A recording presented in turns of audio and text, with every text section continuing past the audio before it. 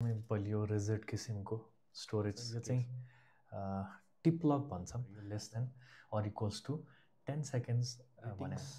नमस्ते फ्रम रसम्याक्स अहिले मसँग रसम्याक्सको TG380 थर्मोमिटर रहेको छ र यो चाहिँ रसम्याक्सको बेबी सेगमेन्टको थर्मोमिटरमा पर्छ रसम्याक्स क्युटी भन्छौँ हाम्रो बेबी सेगमेन्टलाई चाहिँ हामीले रसम्याक्स र क्युटीको हायरकीमा राख्छौँ र यो चाहिँ क्युटी अन्तर्गतको प्रडक्ट हो र यसको बाहिरको गिफ्ट बक्सको कुरा गर्दाखेरि चाहिँ नै कलरफुल छ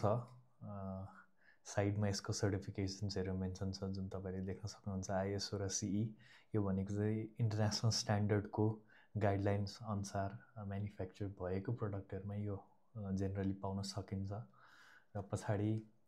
फिचर्सहरू मेन्सन गरिएको छ इन डिफ्रेन्ट ल्याङ्ग्वेजेस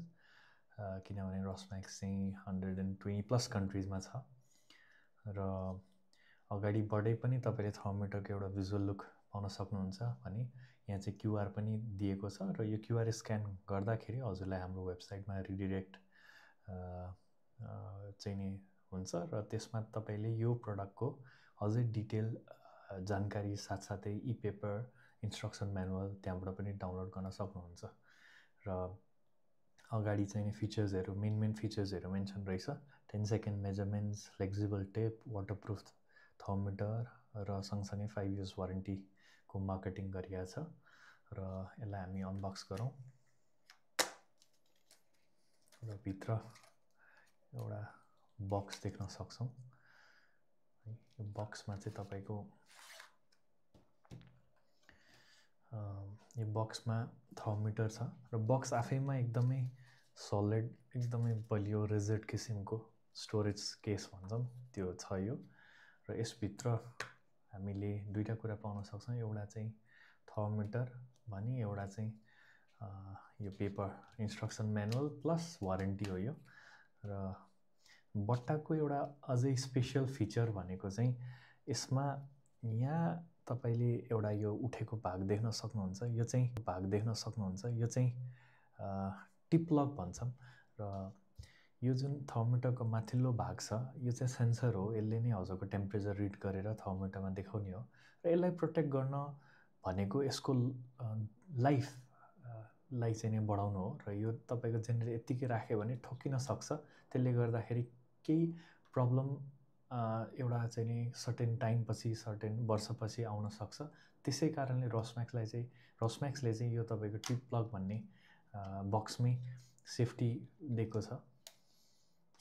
है सो यो हुँदाखेरि तपाईँको थर्मोमिटर हल्यो भने पनि माथिको टिप जुन चाहिँ प्रोटेक्सन हुनुपर्ने त्यो चाहिँ केही पनि हुन्न र एउटै ठाउँमा सिक्योर्ड भएर बस्छ र थर्मोमिटरकै कुरा गर्दाखेरि कलरफुल येल्लोमा छ र यो क्याटको थोरै ग्राफिक्स पनि पाउन सक्छौँ बच्चाहरूको लागि अलिकति किड फ्रेन्डली डिजाइन पनि छ यो र थर्मोमिटर एकदमै फ्लेक्सिबल टिप छ which is easy to operate right so यसको बटन पनि एउटा छ त्यो तपाईँले राखेपछि यसलाई प्रेस गर्ने हो र हामी यसलाई एकचोटि हेरौँ कसरी अपरेट हुन्छ यो डिस्प्ले पनि अलि ठुलो छ हजुरले नोटिस गर्नुभयो होला अहिले चाहिँ यो हाम्रो सेल्सियसमा छ र मैले यो टेम्परेचर दिएँ मानिलिनुहोस् मैले यो टेम्परेचर दिएँ भने यहीँ पनि तपाईँले देख्न सक्नुहुन्छ यो इन्क्रिमेन्ट हुन्छ अहिले मैले डेमोलाई मात्रै चेक गर्न देखाउन खोजिरहेको छु र यसरी नै टेम्परेचर एउटा सर्टेन पिक टाइममा गएपछि त्यहाँ गएपछि तपाईँको चाहिँ बिप हुन्छ र यो चाहिँ विदिन 30 सेकेन्ड्स 10 देखि 30 सेकेन्ड्स डिपेन्डिङ अन तपाईँले कहाँ चाहिँ यसमा मेजरमेन्ट लिनुहुन्छ जस्तै काखीमा गर्नुहुन्छ कि ओरल गर्नुहुन्छ कि रेक्टल गर्नुहुन्छ कि त्यो अनुसारको तपाईँको टेम्परेचर रिडिङ आउने हो र विदिन 30 सेकेन्ड्समा चाहिँ यसले टेम्परेचर देखाउन सक्छ है र यसको बारेमा म थोरै तपाईँलाई भन्ने नै छु इन्स्ट्रक्सन म्यानुअल देखाएर र यसमा टेम्परेचर चेन्ज गर्न पनि साह्रै नै सजिलो छ अफ गरेर अन गर्दाखेरि 2 सेकेन्ड्स तपाईँले होल्ड गर्ने र 2 सेकेन्ड्स होल्ड गर्दाखेरि तपाईँको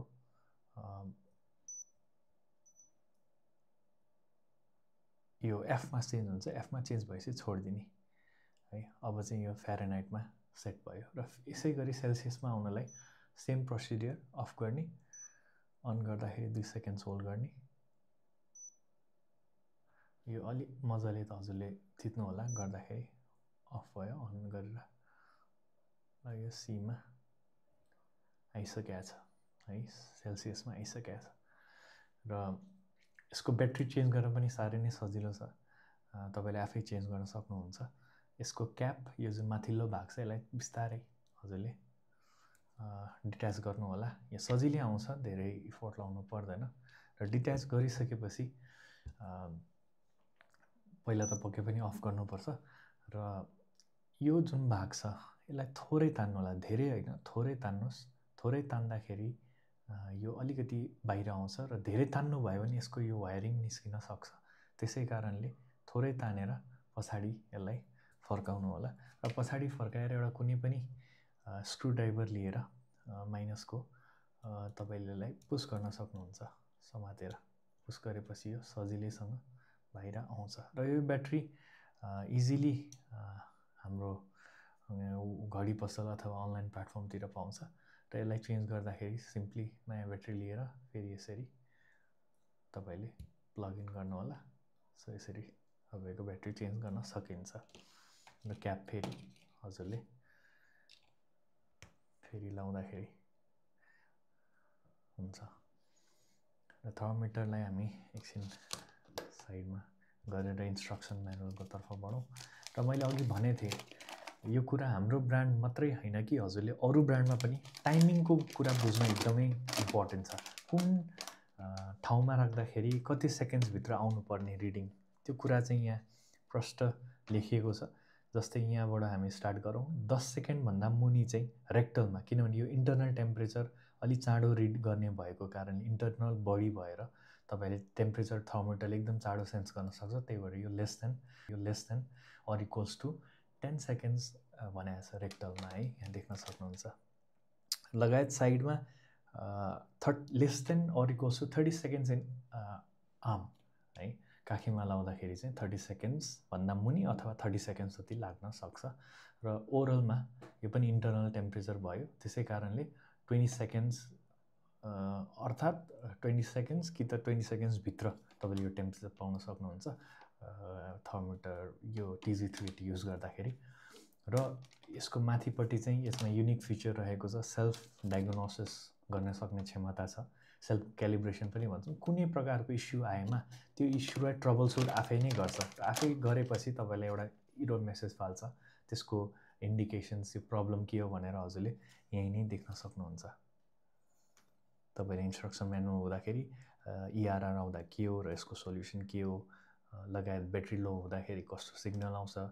त्यो सबै यहाँ दिएको छ। र यसलाई सेल्फ क्यालिब्रेसन फिचर चाहिँ नै रसम्याक्सको यो TG380मा पाएको छ। र यहाँ ब्याट्री रिप्लेस गर्दाखेरि हजुरले कुन खालके ब्याट्री फेरि